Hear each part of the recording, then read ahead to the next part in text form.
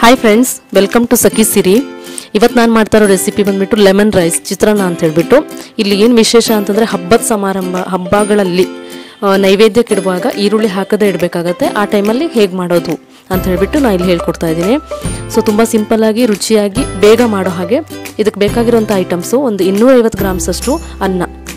So ನಾನು ಇದನ್ನು ಉದ್ರುದ್ರಾಗಿ ಮಾಡ್ಕೊಂಡು ಇಟ್ಕೊಂಡಿದ್ದೀನಿ.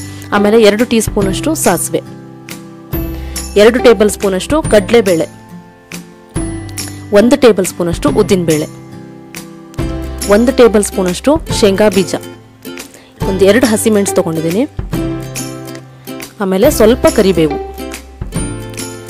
2 ಟೀ ಸ್ಪೂನಷ್ಟು ಅರಿಶಿಣದ ಪುಡಿ, 1 ಟೇಬಲ್ ಸ್ಪೂನ್ ಆಗುವಷ್ಟು ಲಿಂಬೆಹಣ್ಣಿನ ರಸ, 3 ರಿಂದ 4 ಟೇಬಲ್ ಸ್ಪೂನಷ್ಟು ಎಣ್ಣೆ, 4 ಟೇಬಲ್ ಸ್ಪೂನಷ್ಟು ಕಾಯಿ ತುರಿ. ಇದು ಒಂದು ಸ್ಪೆಷಲ್. ರುಚಿಗೆ ತಕ್ಕಷ್ಟು ಉಪ್ಪು, ಕೊತ್ತಂಬರಿ ಸೊಪ್ಪು ಸ್ವಲ್ಪ. ಸೊ ಮಾಡೋಣ ನಾವು. ಇದಕ್ಕೆ ಒಂದು ಪ್ಯಾನ್ ತೊಗೊಂಡಿದ್ದೀನಿ ನಾನು.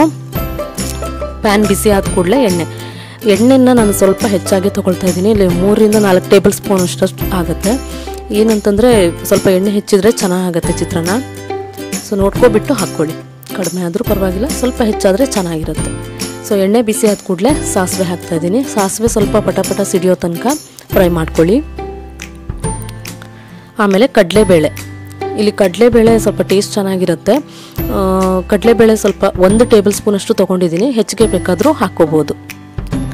ಅದು ಸ್ವಲ್ಪ ಫ್ರೈ ಆದಮೇಲೆ ನೀವು ಶೇಂಗಾ ಬೀಜ, ಇದು ಕೂಡ ಅಷ್ಟೇ 1 ಟೇಬಲ್ ಸ್ಪೂನಷ್ಟು ತೊಗೊಂಡಿದ್ದೀನಿ. ಹೆಚ್ಚಿಗೆ ಹಾಕ್ಕೋಬೋದು. ಇವೆರಡು ಸ್ವಲ್ಪ ಲೈಟಾಗಿ ಗೋಲ್ಡನ್ ಬ್ರೌನ್ ಆಗೋ ತನಕ ಫ್ರೈ ಮಾಡ್ಕೊಳ್ಳಿ.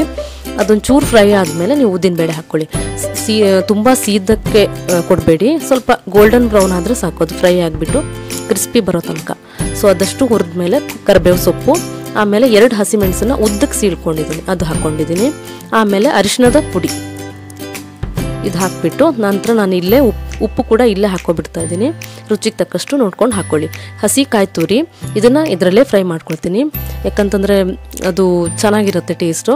ಹಾಗೆ ಇಲ್ಲಿ ಅನ್ನ ಉದ್ರುದ್ರಾಗಿ ಮಾಡ್ಕೊಂಡಿದ್ದೀನಿ, ಹಾಗೆ ತಣ್ಣಗೆ ಮಾಡ್ಕೊಂಡಿದ್ದೀನಿ. ಅನ್ನನ ಮಾಡಿಬಿಟ್ಟು ನಾನು ಅನ್ನ ಸ್ವಲ್ಪ ತಣ್ಣಗಾಗಿದ್ಮೇಲೆ ನೀವು ಮಿಕ್ಸ್ ಮಾಡಿದರೆ ಅದು ಒಂದಕ್ಕೊಂದು ಅಂಟ್ಕೊಳ್ಳಲ್ಲ, ಬಿಡಿಯಾಗಿ ಚೆನ್ನಾಗೇ ಚಿತ್ರಾನ್ನ ಬರುತ್ತೆ.